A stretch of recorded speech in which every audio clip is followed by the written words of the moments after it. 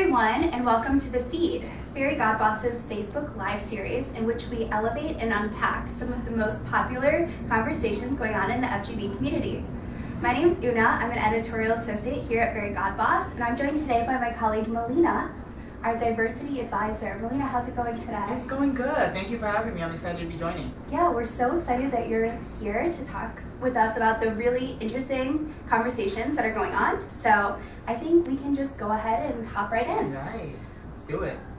Awesome. So our first post that we're going to be discussing today was shared by an anonymous FGBer. She said, Moms, I want to hear about your side hustle.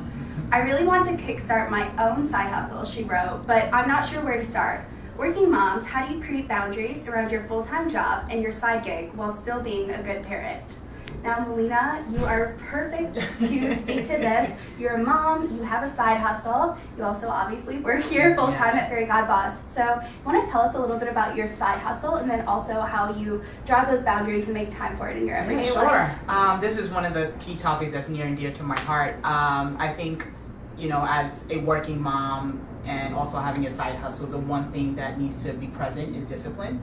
And you need to be able to understand how you're going to be able to utilize your time effectively, because everybody has 24 hours in a day, but it's really how do you maximize that 24 hours and what you do with your time. So that's one thing that's key. That's one thing that's helped me in my growth and in terms of being able to do both. You know, when I'm on, and it's all about Fairygodboss.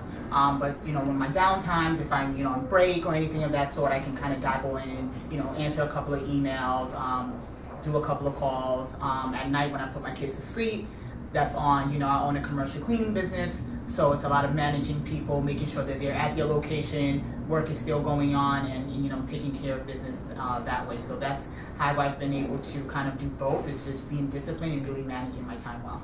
Yeah, awesome. So much of it is just about prioritization and making that space in your schedule. Absolutely. And I guess I have a question from like a more emotional standpoint. How do you stay energized to always be squeezing that in and thinking, oh, like when the kids go to bed, I still have work to do? I think for me, I think about everything that I do long term, right? So for me, it's a hustle because I know long term I'm going to reap the benefits. It sounds hard now. There's a lot going on. There's a lot that needs to be maneuvered. There's a lot that needs to take place, but at the end of the day, I know that long term, when the company grows and becomes bigger, there's thousands of employees, I know that that's when I'm like, well, all the hard work that I laid down now, which is the foundation I'm doing now, has paid off at the end. So it's always thinking about long term and the vision that I have, how that's going to look in the next 5 to 10 years from now. Very cool. Yeah. So it's about like the vision, the understanding that this is something you're passionate about, something you want to grow, and that's kind of what keeps you going.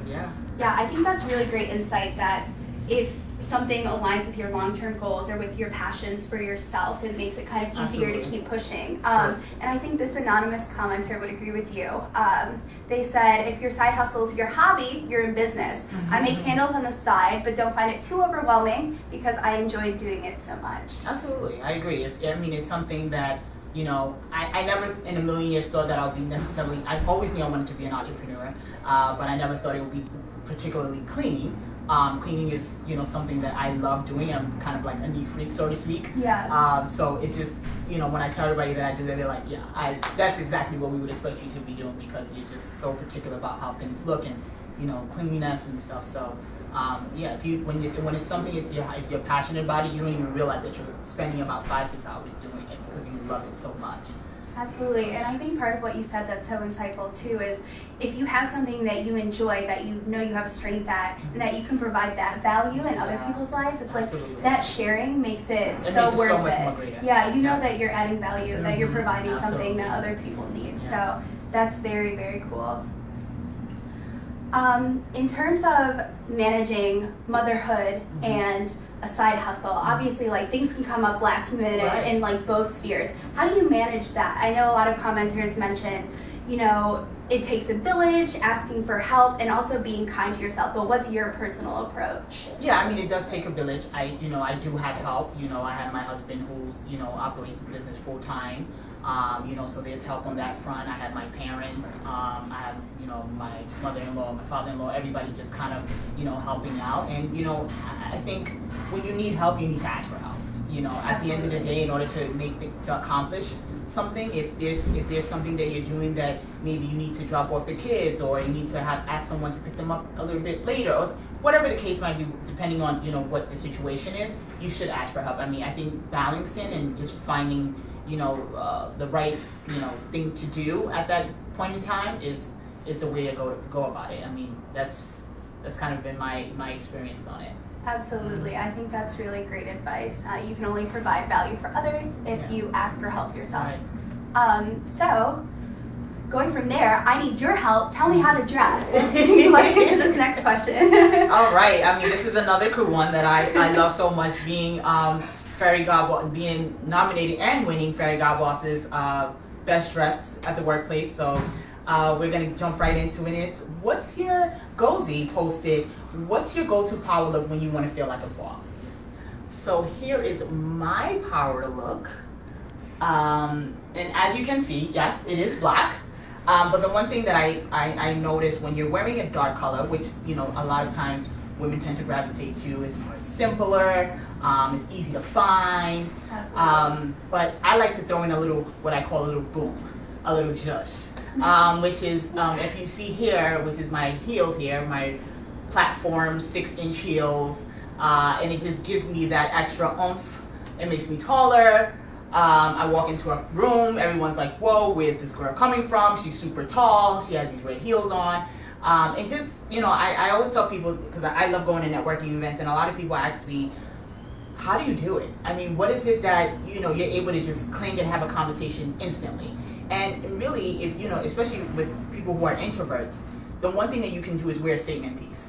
So whether it be a statement dress, whether it be statement earrings, whether it be a necklace, shoes, something that pops that the minute someone sees you, they're going to compliment you on, and that's going to drive an instant conversation. Absolutely. So that's one trick that I have found. It works, so you should try it. So there is my power look. I'm one that I feel like I dress based on my mood, how I feel. Sometimes, like today, I felt like putting on something bright. So here I am with my hot pink. I have my butterflies shooting up here. So that's my power look.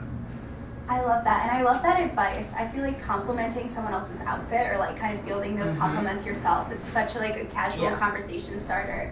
Kind of adds that human element to networking that so many of us are looking for so often. Right. Ironically, I feel like, or not really ironically, but I feel like my power look is very similar to yours. I love an all black look. A pair of boots always feels right. But I do like to kind of accessorize with something bold. So whether it's like a funky pair of sunglasses, statement jewelry. I'm really into makeup lately, and like colorful makeup, different, like looking at different trends, doing that. You know, like a colored eyeliner, like just something interesting. And maybe I never really thought about it before. It is that subconscious, like, hey, come up and talk to me. Like, this is a really easy way to talk to me, you know? Right. And it's interesting. I feel like a lot of the comments kind of also followed this. So, you know, Courtney mentioned all black with a pop of color or an animal print. Animal prints are so in right now. Yes. Yeah, so that's a really great one. A lot of people mention heels, so like for me it's boots, but a lot of people feel good even with shoes. Right, even with boots you can wear like a nice thick block heel. Absolutely. You know, 4-inch, 5-inch, depending on whatever you feel comfortable with. So I mean, there's nothing wrong with the boots either. Yeah, I feel like there's a lot of societal coding with heels. Like that's always a power look. Different people mention hairstyles, so like slicking your hair back, putting it up. Again, kind of like invites the eye a little bit. Absolutely. And a lot of people mention blazers, which again, kind of like coded as powerful. Right. That your business. You think about a blazer, you can dress it up or you can dress it down, right? I mean, you can really go both ways. You know, you can wear a blazer with a nice dress. You can wear a blazer with jeans. You can wear a blazer with you can wear a blazer with leggings. So it really just depends on a blazer can be look really down and it could be really, really dressed up. So it's one of those things that you can always play it safe with.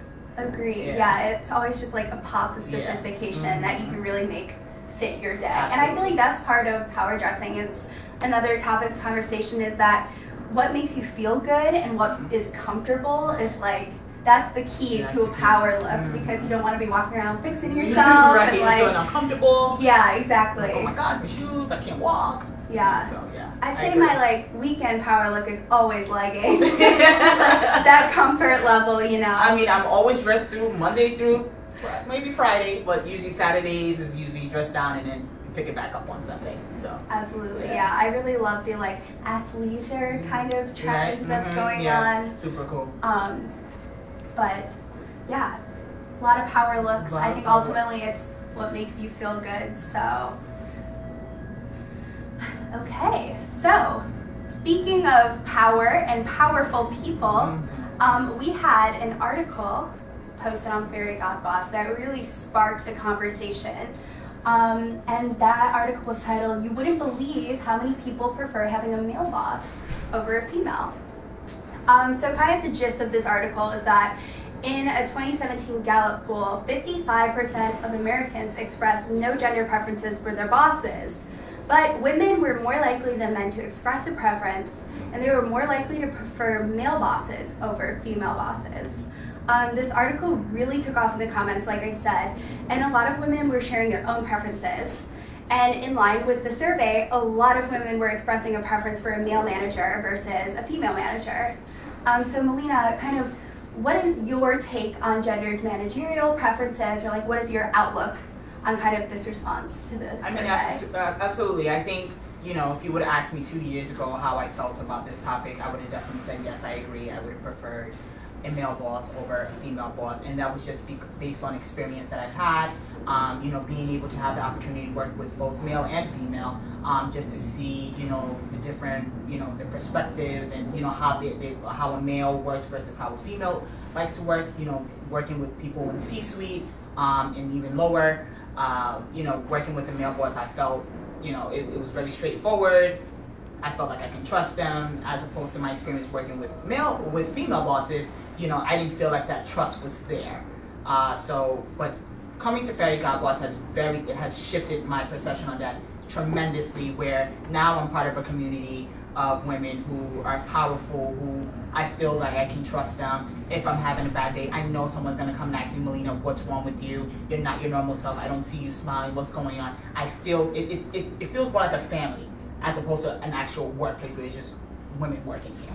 We're an actual, you know, family where we call ourselves a community. That's exactly, we actually practice what we preach.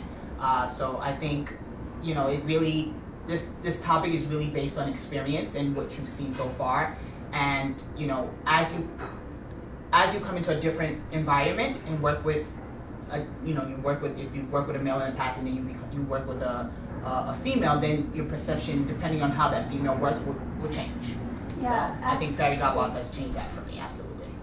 That's an amazing perspective, because you kind of speak to both sides. And I think that shift of preference, that kind of change with your workplace, almost represents like a societal shift that we're seeing too, or at least mirrors it if it doesn't reflect it. I think it's important and interesting to note that the comments that we saw seem to really follow generational lines. Absolutely. Because like, while women now make up the majority of the workforce, that obviously wasn't the case for generations. Yeah. And you know, as a result, female leaders just had fewer resources and privileges than their male counterparts. I think one commenter, Suzanne Hodson, said it really well. She said many men, especially men who are leaders, were nurtured from the cradle to assume their position, while many women, especially boomers, received no cultivation and training. I mean, obviously there's no excuse for treating people poorly, but I feel like structures that infuse female leadership with insecurity for so long likely led to so many of the tensions that were mentioned in the comments. And I feel like unlike men, women also, at the time at least, there were only a few women. They were sometimes the only woman on their team, and so they faced an additional pressure to, like, knowing that their image and relationships were representing an entire gender. Right. I mean, there's always that type of pressure when you're a female, not even in the workspace, but just even outside of the workspace, right? When you think about family, you think about culture, how that plays a role, and how, you know, when we think about women in general, we're seeing that we have to represent all women, right? As opposed to men, where that dynamic is different, right? Where it's one male for one, one male is not representing all males that are out there, but us women, we're representing not only ourselves, but all the women that are around us. So there's always that pressure, the generational pressure, the corporate pressure. There's pressure all around us. So I think, you know, that is something that is definitely, you know, true for women, yeah. Yeah, it's like not only the additional responsibilities of taking on these roles, whether like domestically or in the workplace, being a mom, but also understanding you have to uphold this image of what a mom is, you know? Image. Yeah, or what a corporate woman looks like, or a woman in your industry. And I don't really think that's a pressure that men feel societally. Not at all. I think women are often asked to kind of like encompass all of their experiences into like one collective experience, and men don't really ever see that. Like, I think maybe a comparison here is like, look at the not all men response to Me Too, you know, where society literally told men like, oh, you act for yourself, you aren't represented by these other men. But so often women are asked to like look to role models and say, there she is, like all of you are like her, you know what I mean? So true. And it definitely plays out in so many spheres. Absolutely. Yeah. If you think about women, we're just more nurturing. If you really just think about how women, kind of our characteristics that we have, the one thing that I can probably say for all women, that we're very nurturing. So it's always kind of that pressure too, on that as well. Taking on the emotional labor and the mental labor, and like kind of how that affects how we're perceived by everyone around us, especially in the business world. That's totally an additional pressure. And I think that while the workforce is certainly like more gender diverse, we're still trying to break down that pressure of representation, the upper levels of executive leadership. And also, obviously, so many minority groups still face that pressure of being the only one of themselves and having to uphold that image. But I think that's part of why the work that we do at Fairygodboss is so meaningful, because we're trying to break down those barriers and change those perceptions. So I think that, on a high note, is a good way to end this episode of The Feed. Thank you all so much for joining us. All of the conversations in the community that we are talking about today are in the comments. So please weigh in wherever you feel like you have something to say. We'll be back with the next episode of The Feed 2 weeks from now, February 18th. And in the meantime, we'll keep the conversation going on FGB. So Melina, thank you so much for joining us today. This was amazing. Yeah, thank you.